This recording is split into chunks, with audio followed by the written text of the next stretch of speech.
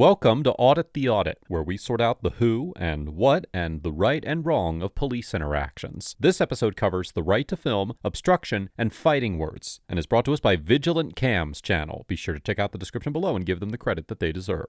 Before we dive into the interaction, I want to give a big thanks to the sponsor of this episode, Surfshark. Surfshark is a premier VPN service that offers unparalleled digital security for a fraction of the price of other competitors. And we all know that Surfshark is one of the most secure VPN tunnels on the market. But a Surfshark subscription also allows its users to bypass region restrictions on popular platforms like YouTube and Netflix and view content that's not normally available in your country. Thanks to Surfshark, I can still watch all my favorite shows and movies even if they were removed from the US Netflix catalog. Surfshark also offers a ton of additional features to enhance your browsing experience and secure your connection. My personal favorite is the Surfshark search feature, which hides your online searches from search engines and generates truly organic search results. Right now, Surfshark is offering the ATA community an exclusive Black Friday deal that includes 5 months of Surfshark for free for users who choose the Surfshark One package, and 6 months free for users who choose the Surfshark One Plus subscription. With 24-hour customer service and a 30-day money-back guarantee, you have absolutely nothing to lose. So click on the link in the description and claim your exclusive offer now. Thanks again to Surfshark for sponsoring this episode. On August 28, 2020, Officer Matthew Jorgens of the Pequot Lakes Police Department and Officer Matthew Thompson of the Nisswa Police Department were conducting a traffic stop in Crow Wing County, Minnesota, when Nisswa Mayor Frederick Heidman began recording the traffic stop from across the street, then crossed the 4-lane highway with his dog and approached the officers on foot. The interaction that followed was captured on Officer Thompson's body camera. So what, you guys just had a little bit of weed in there, or what? Huh? Yeah. Just a little bit of weed? Yeah. Are you guys on probation? What's up? We're just looking at this guy over here. Anything exciting on anything? Oh, I just added them in. Probation or warrants? Or... Haven't seen anything yet. Check But you got the mayor over here. You got our mayor over here gawking at us. Oh, yeah. you guys can hop back in the car. Yeah. All right. You want to just stand back over there? What are you guys doing? Just stand back over there. What are you guys doing? We're stopping cars. For what? I don't know why we were stopping him, but he was the one that I just got here, okay? You guys are emptying his car out on the road. Okay. What the hell are you guys up to? Just go stand back over there. Don't you guys have something better to do, like patrol? Go stand back over there. You Okay? know what? This isn't safe for you. I'm the mayor of this town, and you guys get the hell off the highway out here. Talk to our TZD coordinator if you don't like what we're doing. This is what we're doing tonight, okay? You guys. All right. Just go stand back over there. Go stand back over there. Go do your jobs. You're not drug people. You're not even qualified to be pulling people over for this. Okay, well, you didn't even know that, so go stand back over there. You can videotape all you want. Just go stand back over where it's safe, okay? You're not in a safe area. I've almost got... Oh, don't tell me. I know what the I'm doing. And now your dog's loose. Yeah, well, if you guys wouldn't be pulling people over, I wouldn't be out here.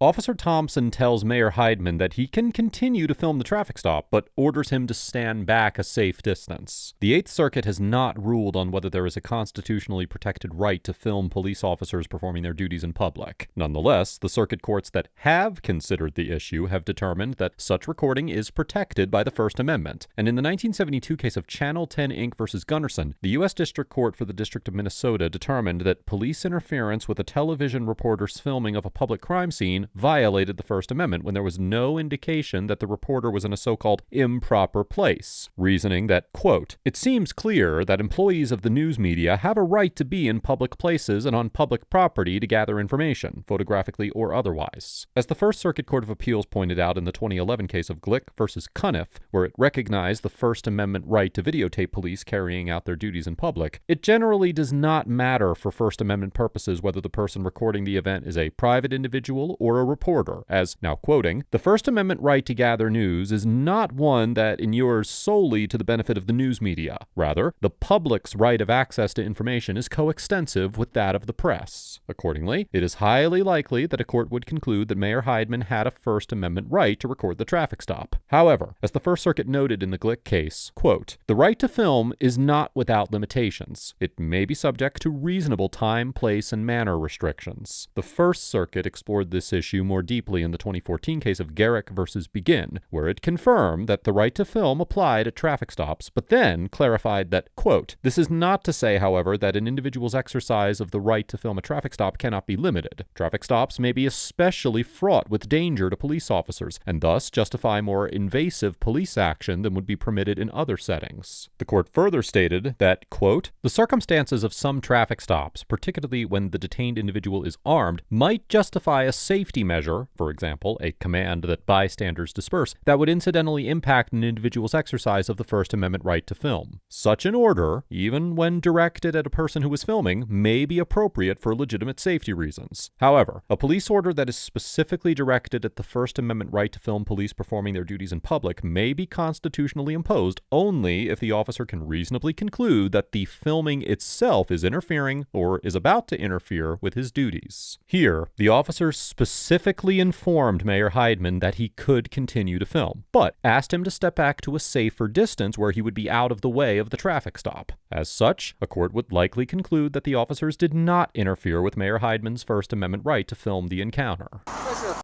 disgrace. You know, you'd think up in this area we'd have some decent cops. You're as bad as the dinks down in Minneapolis. Whatever you say. Oh, shut the up. Stuff going on. Yeah, thought I'd tell someone. All right. Appreciate it, man. Sounds good. Yep, no problem. 406, 100, can you send us another car? Have fun back now. This is going to be fun, guys. Yep. Just because you're the mayor, it doesn't give you the right to disobey a direct law enforcement order. You're impeding my investigation. I've had no warning. Move along. Yes, you have. We've told you many times. You've never told me. We both told you. Properly gap these cuffs for the trip to the jail. That's fine. Stay like that. After Mayor Heidman returns to the traffic stop in violation of the order to stand away at a safe distance, the officers place him under arrest, claiming that he is impeding their investigation. Under Section 609.50 of the Minnesota statutes, which defines the offense of obstructing legal process, it is a crime when an individual intentionally, now quoting, obstructs, hinders, or prevents the lawful execution of any legal process, civil or criminal, or apprehension of another on a charge or conviction of a criminal offense. Or, now quoting again, obstructs, resists, or interferes with a peace officer while the officer is engaged in the performance of official duties. In the 1998 case of State versus Kroski, the Supreme Court of Minnesota clarified that that statute, quote, is directed at a particular kind of physical act, namely, physically obstructing or interfering with an officer, and that, now quoting again, physically obstructing or interfering with a police officer involves not merely interrupting an officer, but substantially frustrating or hindering the officer in the performance of his duties. The court also stated that, quote, the statute does not apply to ordinary verbal criticism directed at a police officer, even while the officer is performing his official duties, and does not apply to the mere act of interrupting an officer, even intentionally. However, the court concluded that the statute could be used to punish so-called fighting words, or any other words that have the effect of physically obstructing or interfering with a police officer in the performance of his duties, giving the example that the statute may be used to punish a citizen who ran beside an officer pursuing a criminal in a public street, shouting and cursing at the officer, now quoting, if the shouting and cursing physically obstructs the officer's pursuit, and if the person intends by his conduct to obstruct or interfere with the officer. Applying this precedent in the 1998 case of State versus Okino, the Minnesota Court of Appeals upheld a obstruction conviction against an individual who engaged in disruptive behavior and refused to leave a police station when an officer repeatedly asked him to do so. In affirming the conviction, the court concluded that the defendant intentionally ignored the officer's requests to stop interrupting her, and that the jury reasonably concluded the defendant's intentional repeated verbal interruptions exceeded ordinary verbal criticism of the police, and rose to the unlawful level in which his words had the effect of physically interfering with the officer's performance of her official duties. Additionally, the U.S. District Court for the District of Minnesota determined in the 2014 case of Grams versus Dewson that a reasonable police officer could have determined that there was probable cause to arrest an individual for violating this statute when they failed to comply with a lawful order. As such, it is possible that a court would conclude that Mayor Heidman's repeated interruptions of the traffic stop and his return to the traffic stop after being told to stand back constituted a violation of the obstruction statute, or, at the very least, that the officers had the probable cause necessary to arrest him. You guys have never warned me. Don't. Yes, we did. When? The first time you came up here, you started talking to us with your cell phone in hand. We told you could videotape us from a safe spot, and you never moved. And then you come back here, and then you do it You again. know what? You guys are just creating more problems. You're going to be in the paper. You're going to be the cops just like all over the big city. You guys just really don't even understand what you're doing, do you? We told you many times. You didn't tell me many times. Hey, be nice. Stop pulling away and stop resisting. You're the one pulling. Question for you. Have you had anything to drink today? Nope. When's the last time you drank? Long time. Long time? Yeah. Like when? Like earlier today or? Week or two ago. A week or two ago was the last time you drank? So if I ran you through a field sobriety test, you would pass? Let's just go do a blood test. Well, that's the most accurate, so let's do that. Because for the record, I want to prove that there's no alcohol in the system. Okay. Okay, so Well, if you know there's no alcohol in your system, then... well, let's go then. It's all part of the record. He's like, well, I want to do a blood test. I'm like, well, why do you want to do a blood test? Like, because it's the most accurate. All I don't know. He just smells like he's been sweating all day and stuff, so I don't smell any alcohol. He came up on foot with his dog and he was videotaping us, and we warned him many times to go somewhere else where it was safe and stuff, but he was like on the fog line and pretty much causing a scene and obstructing traffic. Jorgens had a car stopped. He was getting ready to kick him loose, and then, Fred comes up to us and starts yelling at the driver, and eventually Jorgens put Fred in handcuffs. So I guess right now we're just checking to see if the jail would take him, which I don't think so, but yeah, I would probably charge him with obstruction in DC. So just figure I'll let you know. Yep, no problem. Bye.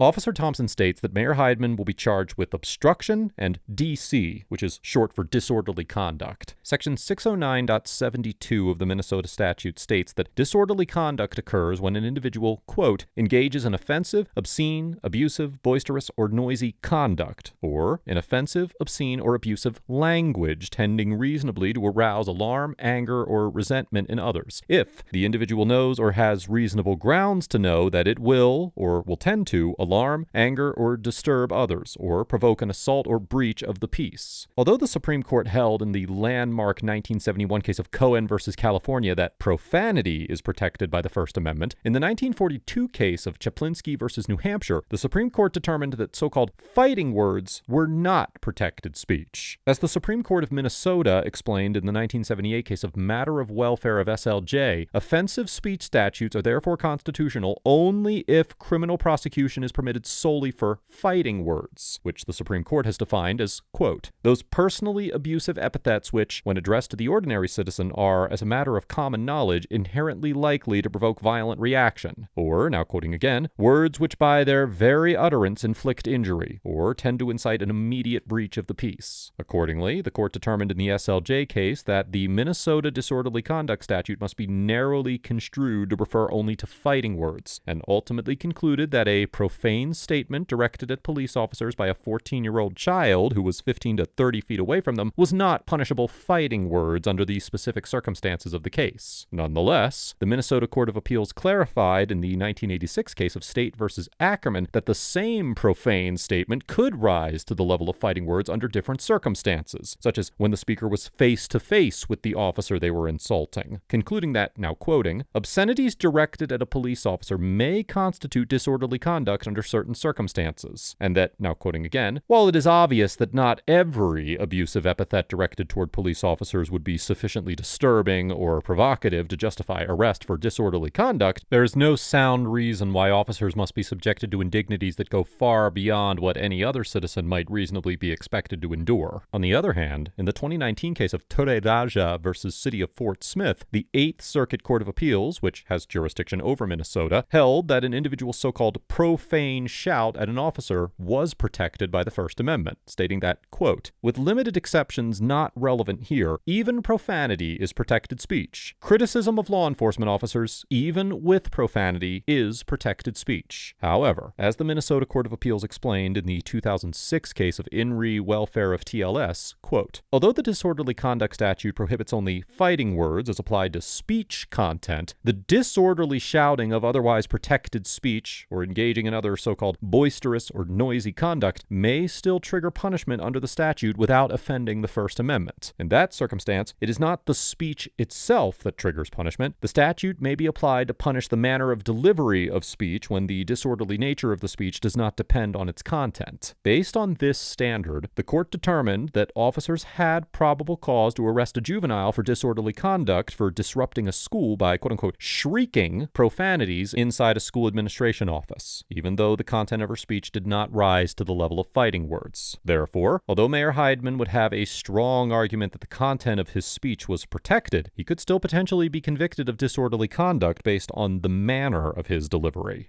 No, he came up to us. He was on the side of the road over there videotaping us, and all of a sudden he gets closer and closer. Next thing you know, he's back behind my squad, videotaping us, starts cussing us out. And then he left, and then he gets in his car, comes back over here, parks right there, and starts yelling at Jorgens' driver in a stop. And now we're just seeing if jail will take him for DC obstruction, which I hope so, but I don't think so. Mayor Heidman was cited for obstruction of legal process and disorderly conduct and released at the scene. The obstruction charge was later dismissed, and on March 29, 2023, a jury found Mayor Heidman guilty of disorderly conduct. Mayor Heidman was sentenced to pay a $285 fine, but on June 9, 2023, he appealed his conviction to the Minnesota Court of Appeals, and as of the date of writing this episode, Mayor Heidman's appeal is still pending. After the incident, Mayor Heidman released a written statement explaining his actions. In the statement, Mayor Heidman claimed that he was concerned when he saw Officer Jorgens digging around in the car and going through the occupants' personal belongings, and was worried about the impression the search was making with other tourists driving by. Mayor Heidman also stated that he planned to fight any charges resulting from the incident on free speech grounds. Additionally, at a city council meeting held on September 16, 2020, less than a month after his arrest, Mayor Heidman leveled unrelated misconduct allegations against the Nisswa Police Department, including accusations that Police Chief Craig Taylor had threatened Mayor Heidman and others. Following Mayor Heidman's arrest, the Nisswa City Council voted to censure him, formally request his resignation, and remove him from all internal committees for the remainder of his term. Mayor Heidman refused to resign, but when he ran for re-election on November 3, 2020, he lost to former Nisswa City Council member John Ryan, who received 1,171 votes, while Mayor Heidman received 182 votes. Overall, Officer Jorgens and Officer Thompson get an A for remaining patient and respectful when dealing with Mayor Heidman and his abusive language, honoring Mayor Heidman's right to film the traffic stop while still attempting to keep all parties involved safe, and refusing to be intimidated by Mayor Heidman's political position to ensure that justice was dispensed evenly. The officers maintained professional demeanors as he yelled profanities at them, giving Mayor Heidman several opportunities to stand back from the traffic stop and film. Rather than retaliate against Mayor Heidman for his disrespectful but protected speech, the officers only resorted to arresting the mayor after he ignored their orders to stand a safe distance back from the traffic stop. In previous encounters we have reviewed on this channel, we have seen multiple officers arrest individuals for speech that was far less inflammatory than the insults Mayor Heidman directed at these officers, and Officer Jorgens and Officer Thompson deserve recognition for their restraint. Former Mayor Heidman gets an F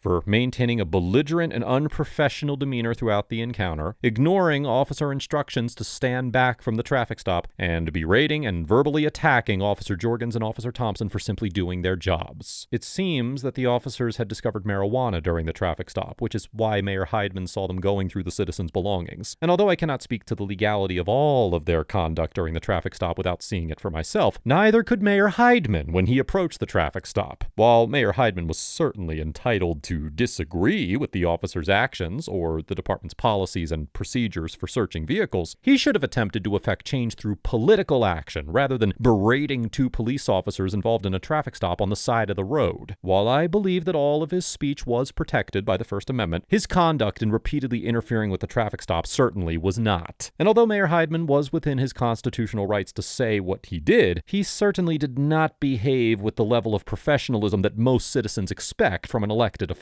Let us know if there is an interaction or legal topic that you would like us to discuss in the comments below. Thank you for watching, and don't forget to check out my second channel for even more police interaction content.